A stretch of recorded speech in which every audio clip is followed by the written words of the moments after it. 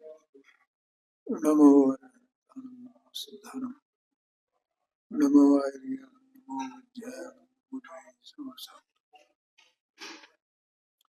सर्वव्यापीक चिन्होप स्वरूपाय परात्मने सोपलब्धि प्रसिद्धाय ज्ञानानंदात्मने नमः। प्रवचन सार जी ग्रंथ है 128 नंबर की गाथा स्वाध्याय में चल रही है। ये गे विशेष प्रज्ञापन अधिकार है। पहले गे सामान्य अधिकार था, अब गे विशेष प्रज्ञापन अधिकार है। तो इसमें गे जो है वो कितने प्रकार के हैं, ठीक है। गे गे किसको कहते हैं? जो ज्ञान का विषय है उसे गे कहते हैं। क्या ज्ञान का विषय हो, माने ज्ञान जिसे जानता है उसे गे कहते हैं, ठीक है। और ज्ञान वो सबको जानने वाला है। कोई भी पदार्थ ऐसा नहीं है जिसे ज्ञान नहीं जान सके। बोलो भाई कबीर भाई, ऐसा हो सकता है किसी पदार्थ को नहीं जानेगा? उसका स्वरूप ही ऐसा है। इसमें पहले 23 नंबर की गाथा निकल गई शुरू में। आदानान प्रमाण नाणम नेयम प्रमाण बुद्धिठम नेयम लोया लोयम तम्मा नाणम तो सब गए। आदानान प्रमाण माने क्या? आत्मा ज्ञान प्रमाण है, ज्ञान मात्र है। अभी इसमें अपन ने लिया था ना चेतना, चेतना लक्षण बताएगा। ज्ञान भी तो चेतना का ही एक भेद है, ठीक है भैया, समझ में आया ना? संवेदन रूप ज्ञान। अब ज्ञान क्या करता है कि जानता है, माने जानने का कार्य करता है। जानता का है मतलब क्या होता है? जानता है, जानता है, जानता है। तो जानता है का मतलब क्या हुआ? वो जानने का कार्य करता है। आत्मा एक सत्स्वरूप वस्तु है और वो जानने का कार्य करता है, ठीक है। अब वो जानने का कार्य करता कैसे? कि जिसे वो जानता है तो उसको उसके वो आकार रूप होता है, ये उसका नाम जानने का कार्य है। उसका क्या?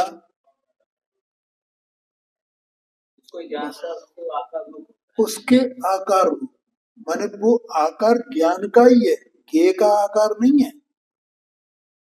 तो उसे उसने जाना तो उसके आकार रूप हो गया, और ज्ञेय ज्ञान में आया नहीं है और ज्ञान ज्ञेय में गया नहीं है। दर्पण की तरह,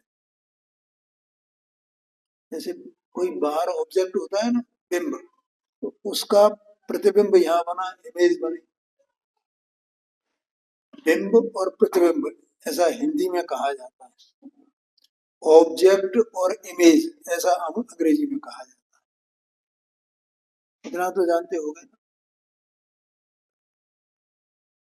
तो जो ऑब्जेक्ट है उसकी इमेज इसमें बनी, तो ये उसके पास गया, वो इसमें आया, तो कुछ नहीं हुआ, दोनों अपने अपने में है। तो इसमें जो छाया है वो दर्पण की स्वयं की स्वच्छता की रचना है कि उसकी रचना है? ये बात, दर्पण की स्वच्छता की रचना है। दर्पण ने अपनी स्वच्छता से उसे रचा है स्वयं।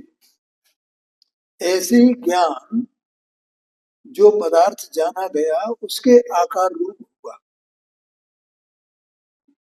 ठीक है। तो वो किसकी रचना है? तो वो ज्ञान की ही रचना है। ज्ञान स्वयं ही अपने स्वभाव से ही अपने में ही ज्ञेय के निमित्त से उस परद्रव्य के निमित्त से अपने में अपना वैसा आकार निर्मित करता है, इसका नाम जानना है। उसमें संवेदन होता, वो जानना मैं ए हो गया, मैंने ए जान लिया, मैंने ए जान लिया, मैंने ए जान लिया, ये जानना है। तो अब ये तो हो गया ज्ञान।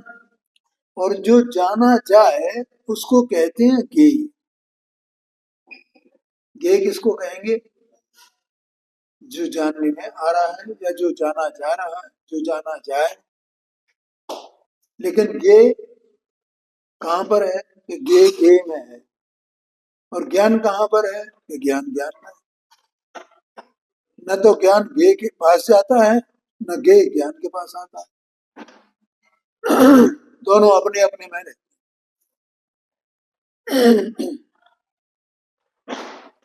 आया समझ में?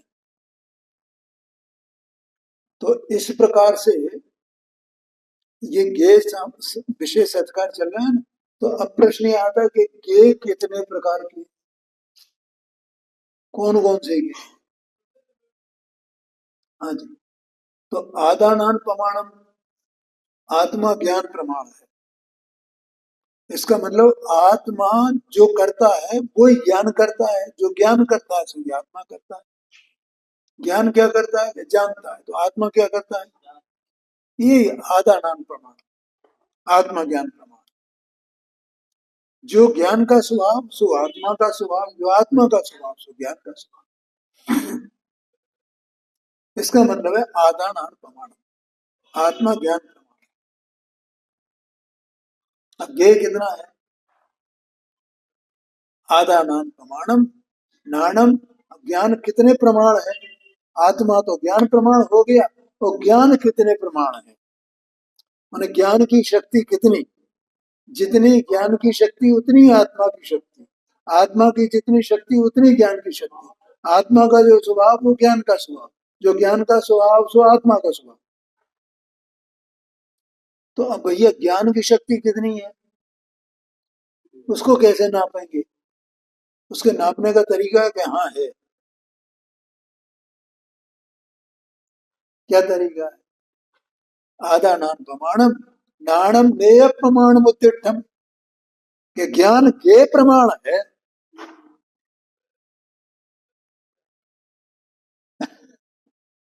ये ज्ञान की शक्ति है। ज्ञान की शक्ति कितनी है? हाँ, ज्ञान की शक्ति माने ज्ञान के द्वारा जो कार्य किया जा रहा है उस कार्य करने की शक्ति। इसका मतलब वो शक्ति आत्मा की शक्ति है ना, आदानान प्रमाणम। तो ज्ञान की कार्य करने की कितनी शक्ति है, कितनी ताकत है, कितना बल है उसका। तो आदानान प्रमाणम नाणम नेय प्रमाणम उत्तिष्ठम, ज्ञेयों के प्रमाण है। इसका मतलब वो क्या हुआ कि जो ज्ञेय है उतने प्रमाण ये ज्ञान है जितना वो जाने। तो ज्ञेय कितना है, कितने को जान सकता है, कितने को जान सकता है? क्या नेयम लोया लोयम, ज्ञेय लोकालोक है, ऐसा कहा। तो इसका मतलब ज्ञान की शक्ति कितनी हो गई कि लोकालोक को एक समय में एक साथ जाने, इतनी ज्ञान की शक्ति है। और जो ज्ञान की शक्ति है सो आत्मा की शक्ति है, जीव की शक्ति। आया समझ में? इसलिए इन सबको क्या कहते हैं? एक ज्ञेय और आत्मा ज्ञान। ठीक है। तो अब ये यहाँ पर क्या विषय चल रहा है? ये ज्ञेय विशेष प्रज्ञापन अधिकार चल रहा है। इसी के लिए अपन ने चर्चा की ना। तो अब ज्ञेय कौन हो गया? लोक आलोक वो ज्ञेय। माने लोक और अलोक में जितने पदार्थ हैं, जितना पदार्थों का समूह है वो सब ज्ञेय है। ठीक है। अब वो ज्ञेय कितने प्रकार का है? तो ज्ञेय का प्रकार बताया जा रहा है। तो पहले उसके दो भेद किए, विशेष करने हैं। कौन से भेद किए? जीव और अजीव, दो भेद किए ना। माने जीव गेय है और अजीव भी गेय है। ये जीव सेम। तो ये आत्मा के द्वारा, जीव के द्वारा, ज्ञान के द्वारा जानने योग्य है क्या? नहीं है। और ये भी लोकालोक में आता है क्या? नहीं आता है। गिनती इसकी है क्या? नहीं है। तो ये जानने योग्य है ना, ये जाना जाता है ना, जानने में आता है ना। भले ही अपना ही ज्ञान हो, अपने ही ज्ञान में, अपने में जानने में आएगा क्या? नहीं आएगा? आएगा। अगर अपन ये अपना ज्ञान अपने को ही नहीं जाने तो फिर क्या जानेगा ये?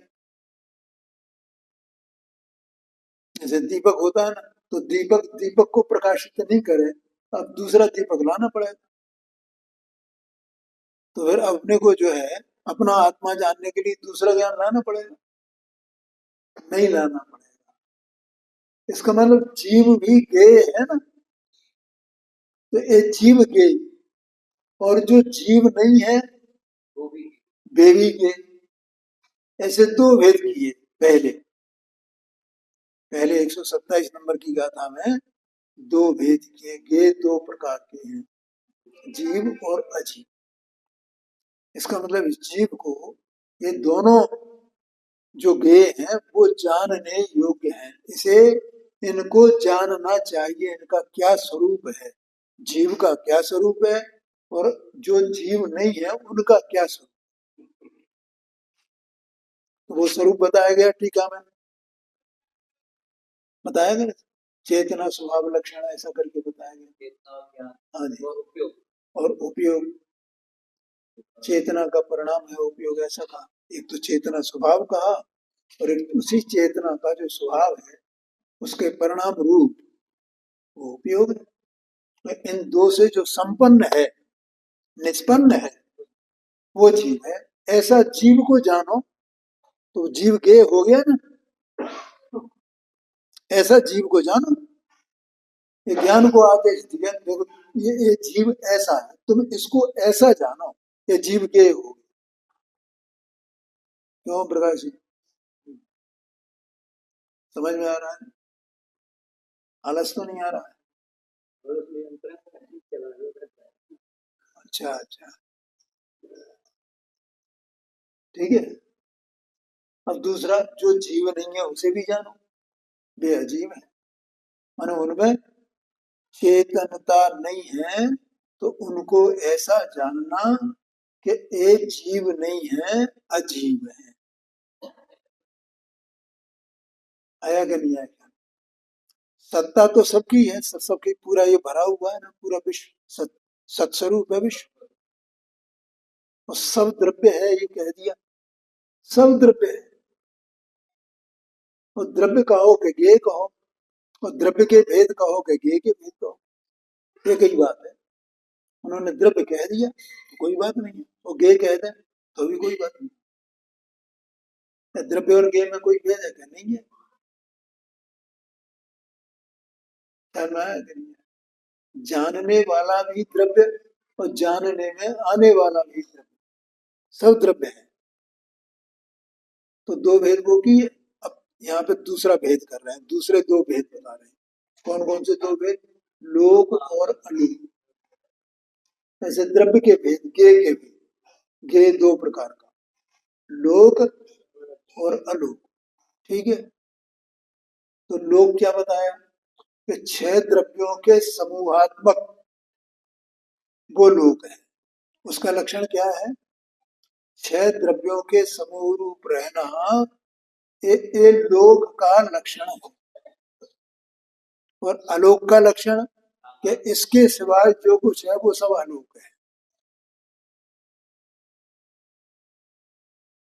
आकाशात बना, ठीक है, वो आकाश में है सब आलोक।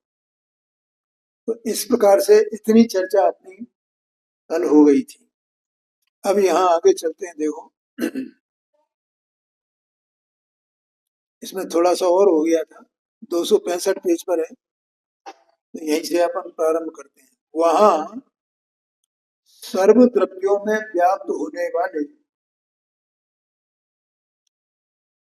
परम महान आकाश में, जो आकाश है ना पानी जी, कितना है?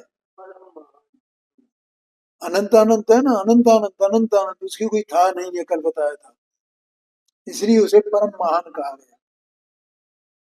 परम महान आकाश में जहां जितने में गति स्थिति वाले, गति स्थिति धर्म वाले जीव तथा पुद्गल, ये जीव और पुद्गल दो द्रव्य कैसे हैं? गति और स्थिति वाले हैं। और बाकी के चार द्रव्य वे गति स्थिति वाले नहीं है। बोलो पांडे जी, ख्याल में आया कि नहीं?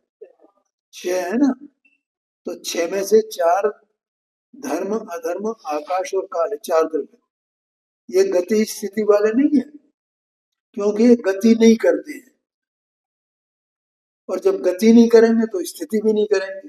गति स्थिति सापेक्ष शब्द है, जिसकी गति है वही स्थित होता है। ठीक है, चलेगा ना तो ठहरेगा, ठहरेगा तो चलेगा। अब वे तो न चलते हैं न ठहरते हैं, वे तो जहां जैसे हैं अनादि अनंत वैसे ही, अनादि निधन रूप से ज्यों के त्यों, कभी उनमें कोई हरकत आज तक हुई नहीं, हरकत नहीं हुई पाने चार द्रव्यों में, ये समझ लो। ऐसा भगवान ने अपने केवल ज्ञान में देखा। तो गति स्थिति धर्म, मान धर्म माने स्वभाव, दो द्रव्य हैं जीव और पुद्गल, जिनमें गति और स्थिति करने का स्वभाव है। गति माने गमन करना, एक स्थान से दूसरे स्थान जाना, और स्थिति माने चलते चलते ठहर जाना। ख्याल में आया कि नहीं? कल बताया था सिद्ध भगवान है ना, तो जब कोई जीव यहाँ से सिद्ध होता है इस लोक में से, तो वो कहाँ जाता है? सिद्धालय में जाता है, सीधा एकदम सिद्धालय में विराजमान, तो वहां से आगे जाता नहीं है वो। पर्याय भाषा एक ही बात बोली, पर्याय तो हरकत एक ही बात बोली। हाँ, हरकत को पर्याय भी कह सकते हैं। इसमें तो हरकत ही हो रही है, इसका पर्याय पर्याय देखो क्या है, पर्याय इतना बड़ा उसका पेटा है पर्याय शब्द का, तो उसमें सब कुछ समा सकता है, लेकिन हरकत में सब कुछ नहीं समा सकता है। ठीक है, हाँ जी, आ गया समझ में आप तो? ऐसा समझना भाई, क्या करें। देखो अब जैसे, हाँ हाँ, जैसे द्रव्य है, तो द्रव्य का पेड़ा कितना बड़ा, तो उसमें अनंत गुण समाये हुए, लेकिन एक गुण की बात करें तो, अब गुण भी तो द्रव्य ही कहा जाता है, गुण तो द्रव्य ही है ना, द्रव्य में समाये तो द्रव्य रूप है कि नहीं, द्रव्य रूप है कि नहीं, ऐसा नहीं है। लेकिन हम उसका भेद करके एक गुण कहेंगे तो उसमें कुछ नहीं समा रहा, अकेला ही गुण है। ठीक है, ऐसे यहां समझना। हाँ जी, तो गति और स्थिति, चलना और ठहरना, गमन करना, रुक जाना, ऐसा जिनका स्वभाव है वे हैं जीव और पुद्गल। ठीक है, तो जीव और पुद्गल गति स्थिति को प्राप्त होते हैं जिस जहां पर, ठीक है, उन्हें गति स्थिति में निमित्तभूत धर्म तथा अधर्म व्याप्त होकर रहते हैं। मतलब वहां पर जहां ये जीव और पुद्गल गति करते हैं, जितने हिस्से में, इस लोक के जितने हिस्से में, उतने ही हिस्से में दो द्रव्य रहते हैं। कौन कौन से? धर्म द्रव्य और अधर्म। देखो आप, इस लोक की रचना कैसी है पाने, कि जो जीव द्रव्य है ना, तो जीव द्रव्य अनाद से पुद्गल के संयोग में है पहली बात। अनाद से क्या है भैया? जीव और पुद्गल का संयोग है। जीव पुद्गल का संयोग है अनाद से। अनाद से ही है। जीव जब से है तब से पुद्गल के संयोग में ही है। पुद्गल माने ज्ञाना वर्णादि का वे अचेतन है ना, अजीव है ना, और जीव और अजीव का दोनों का अनाद से संयोग। अच्छा, अब जीव कहाँ रहता है?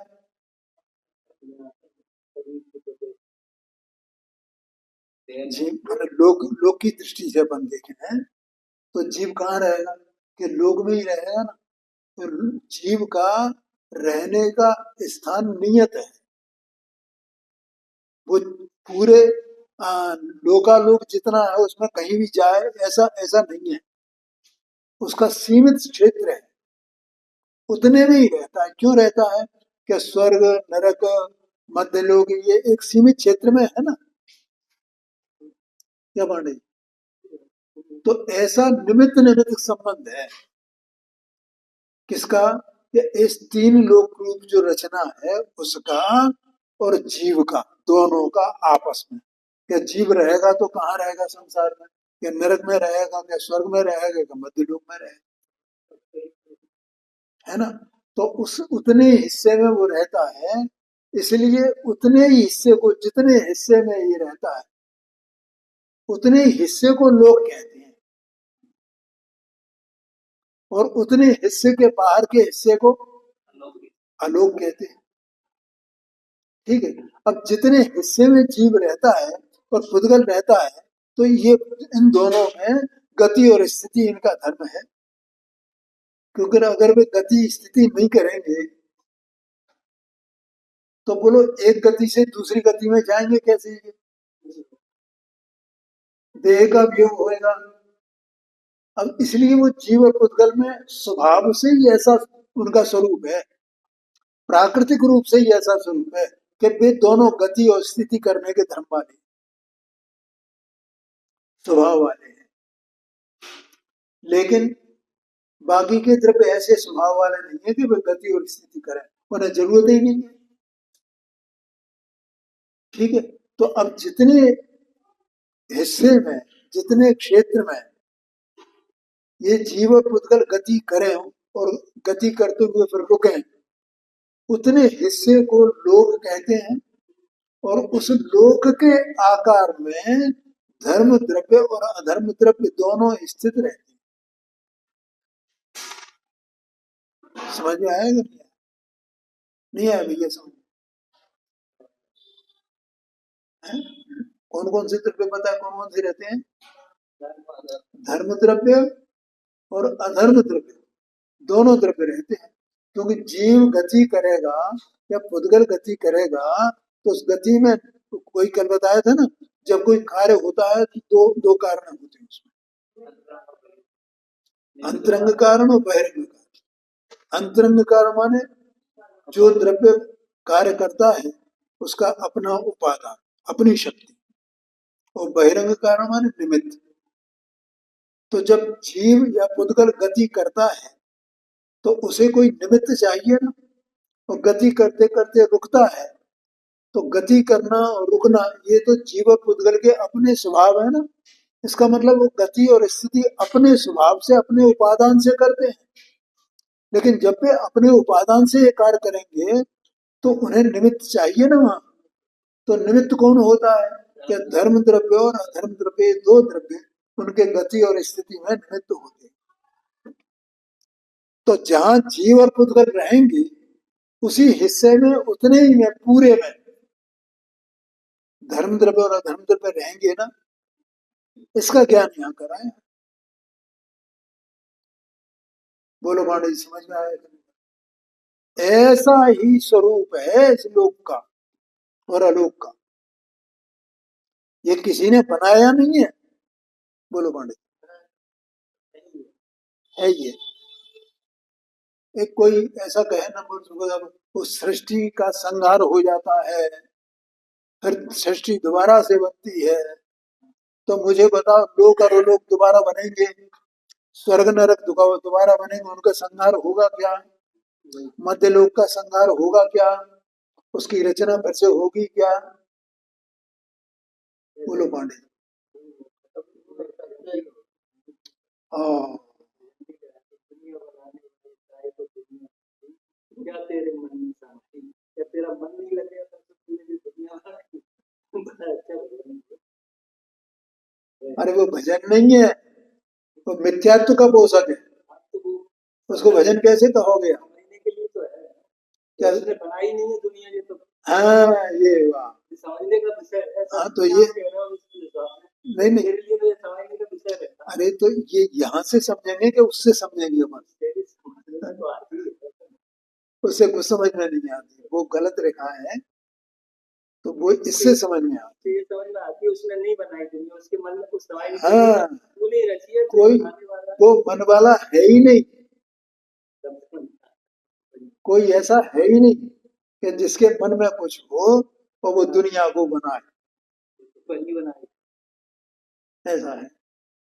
बोलो पांडे जी, ख्याल में आया कि नहीं? कोई ये कहे नहीं साहब वो तो सृष्टि का संहार हो जाता है, प्रलय हो जाती है, फलाना हो जाता है, कोई रहता ही नहीं है। सब मन ग्रहण बात है।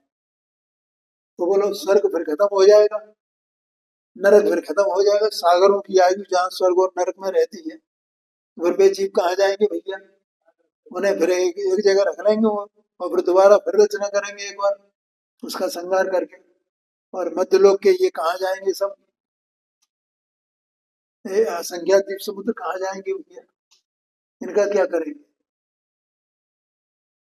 बोलो पांडे, संभव है क्या? पहली बात और चार गति है क्या नहीं है? है? सब तीन गति तो अपने सामने अपने अनुमान प्रमाण से अपन जान सकते हैं अभी अज्ञान दशा में। मनुष्य गति, तिरंज गति और तीसरी देव गति, ये तीनों गतियां हैं क्या नहीं है? अपन अपना अनुमान प्रमाण से जानते हैं क्या नहीं जानते हैं? क्या हाँ है? तो चौथी नरक गति भी होगी ना निश्चित रूप से, जब भगवान ने बताइए तो। और जब नरक गति है तो उन नारकियों के रहने का स्थान भी होगा ना।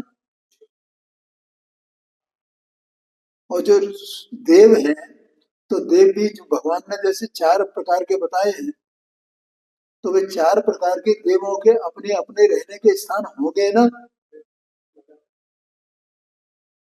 और मनुष्य तिरंज यहाँ मध्य लोक में रहते हैं, तो उनका अपना स्थान है ना। तो चार गतियां भी हैं और उनके रहने के स्थान भी है। ठीक है, और जीव के परिणाम बताए, तो जीव के परिणाम ऐसे हो रहे हैं कि नहीं हो रहे हैं? अपने सामने दिख रहे हैं विकारी परिणाम। तो सबके विकारी परिणाम अलग अलग हो रहे हैं ना। तो उन विकारी परिणामों के कारण से क्या, जब लोक में ही ऐसी व्यवस्था है, माने इस लोक में लौकिक रूप से, कि कोई अपराध करे तो उसको सजा मिलती है कि नहीं मिलती? जैसे कि कोई बात नहीं, कुछ नहीं हुआ भैया। नहीं तो प्रकृति में भी ये नियम है कि कोई अगर अपराध करेगा तो उसे सजा मिलेगी।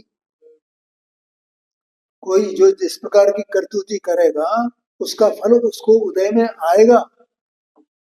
और फल उदय में कैसे आएगा? फल के उदय में आने की क्या तरीका है? कि ज्ञान वर्णादि घाट कर बताए ना, उनका फल आता है कि नहीं आता है? तो ये बातें झूठी है क्या? सही एक एक बात का अपन विचार करें तो ये वास्तव में पूरा जो भगवान ने बताया है वो पूरा का पूरा सब वैसा का वैसा ही है, यथार्थ है, ऐसा बनावटी बातें नहीं है। क्योंकि अपन उनसे सारे लिंक जोड़े ना, उसके शोध करें तो पता चलता है। और इससे जब हमें ये राग द्वेष, जीव करता क्या है? राग द्वेष क्रोध मान माया लोभ, यही तो इसका अपराध हुआ ना। दूसरों को मारेगा, दूसरों को नीचे दिखाएगा, दूसरे के माल को अपना माल बनाएगा, ये अपराध मानते हैं ना, लोग में ही मानते हैं कि नहीं मानते? तो दूसरे का मजाक उड़ाना, तो इन लोग में भी इनको सबको अपराध माना जा रहा है। तो अब ये जीव जो वस्तु है वो सत्स्वरूप है क्या नहीं है? तो उसका कोई स्वरूप होगा कि नहीं जो सत्स्वरूप वस्तु है? लेकिन उसका सत्स्वरूप होने से उसका कोई स्वभाव है कि नहीं है? ये है, लेकिन वो अपने स्वभाव रूप नहीं रहता और ऐसे ऐसे परिणाम रूप परिणमता है।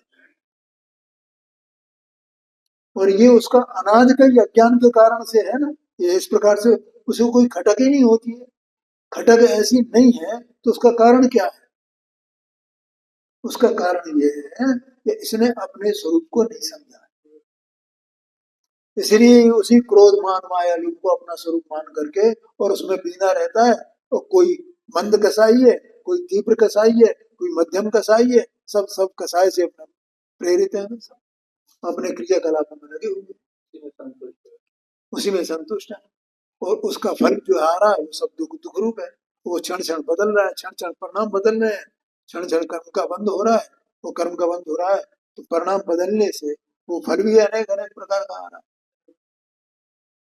ये पूरी बातें सब जैसा भगवान ने बताई अपने केवल ज्ञान में वैसी सिद्ध हो रही है। ऐसा ही है, कोई नई बात नहीं है इसमें। लेकिन नई बातें तो वे करने वाले हैं जिन्हें कुछ पता नहीं है, जो इसमें इन कड़ियों को जोड़ते नहीं है। बोलो पाणी जी। हाँ, अब उन्हें फुर्सत ही नहीं है क्योंकि वो उनको सबको अपना अपना मत का पक्षपात पड़ा हुआ है, तो वो उसी दृष्टि से देखते हैं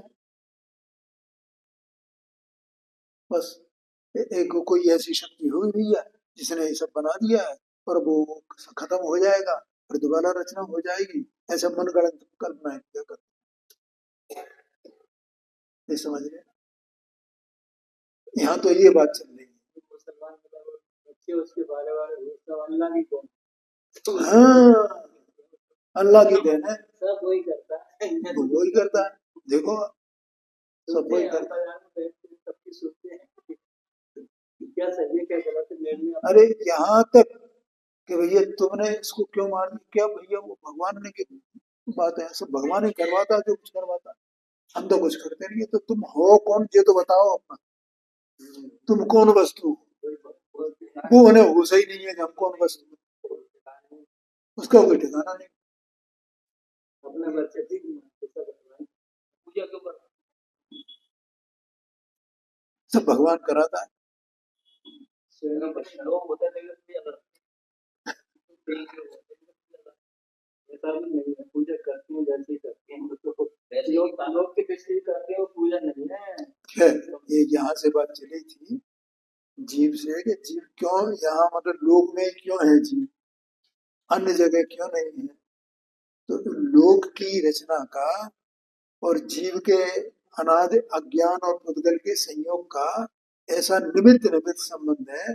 और वो इसलिए जीव इसी लोक में रहता है, लोक के बाहर वो नहीं जाता है। ठीक है। और जिस लोक में जितने हिस्से में पूरे आकाश के जितने हिस्से में ये जीव रहता है उतने ही हिस्से में धर्म अधर्म द्रव्य भी रहते हैं।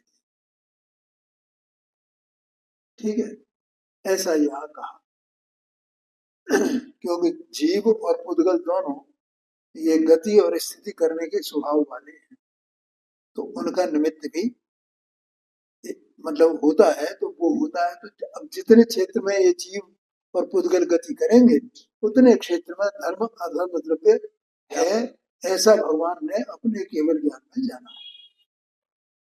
ठीक है भैया।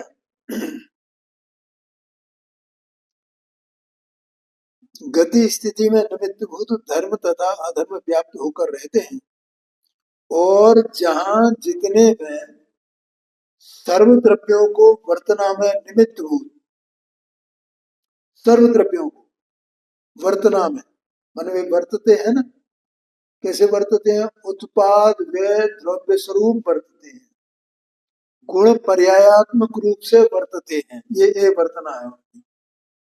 ठीक है, वर्तते हैं माने वे नष्ट नहीं होते हैं। एक भी द्रव्य सर्व द्रव्यों में कोई भी द्रव्य नष्ट नहीं होता है, उसका अभाव नहीं होता है और न कोई उत्पन्न होता है, ये तो पहले कहा है।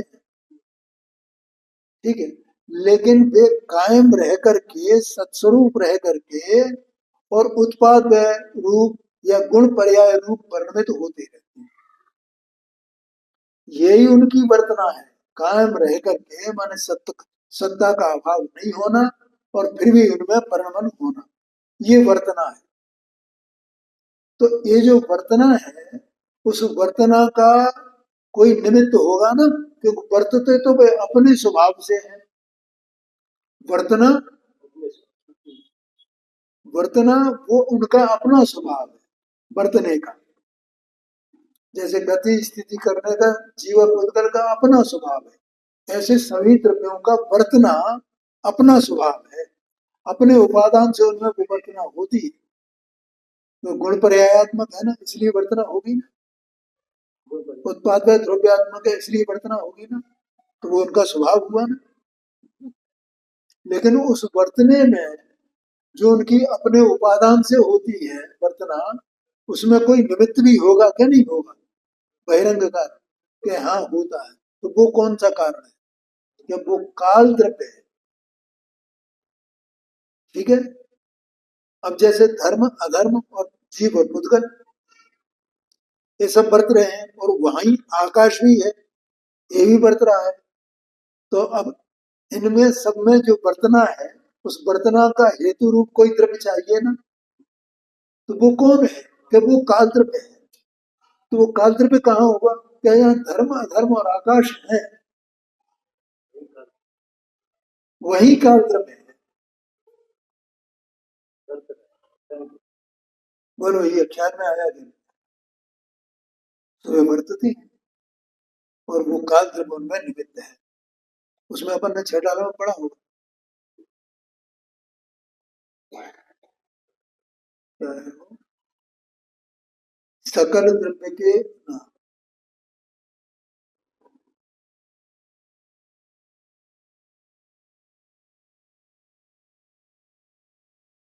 मेरा पुस्तक उठाना वो 6 डाला वाली इसमें जिनेन्द्र रचना।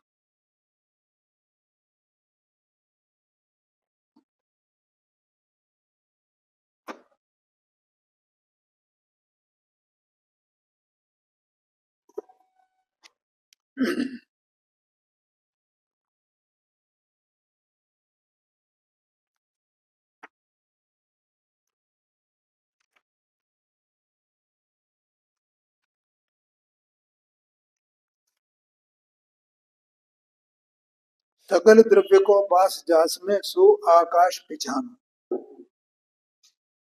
सकल द्रव्य को पास जास में सो आकाश पिछानो। ठीक है, आकाश किसको कहते हैं, तो जहाँ सारे द्रव्य रहते हैं।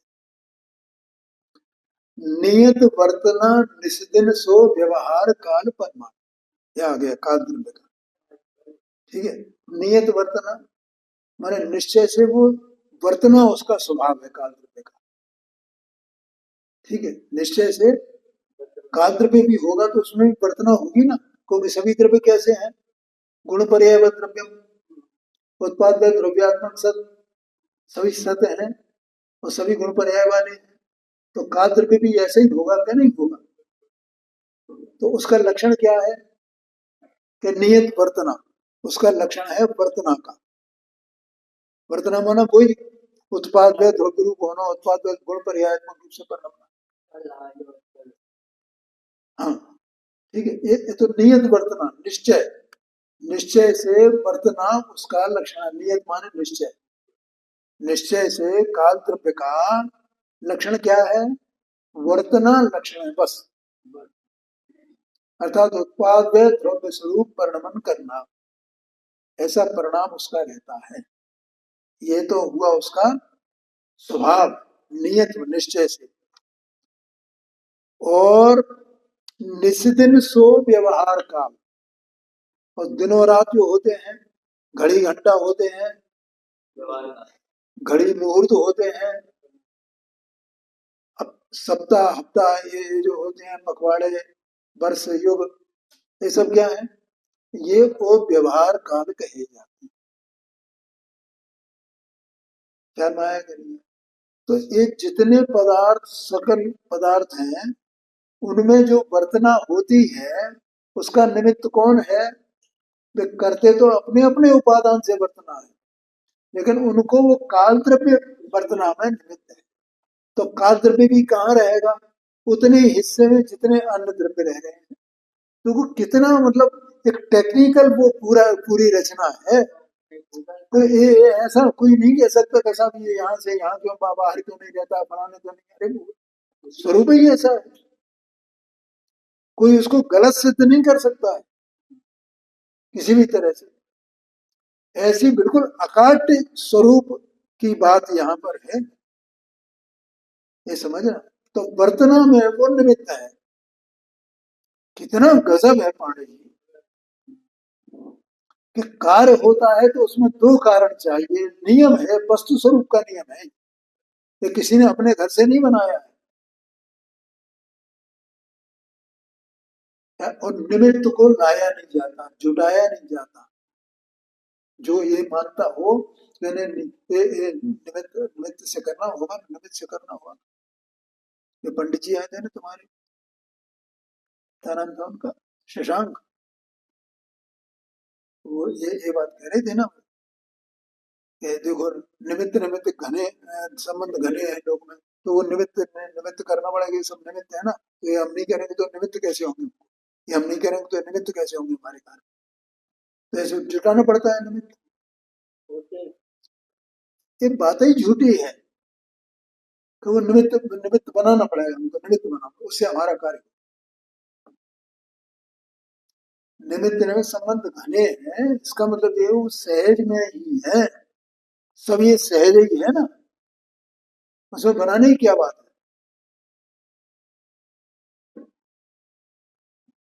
जीव का परिणाम हुआ अपनी योग्यता से यहाँ आने का, तो उसे मंदिर निमित्त है, भगवान निमित्त है।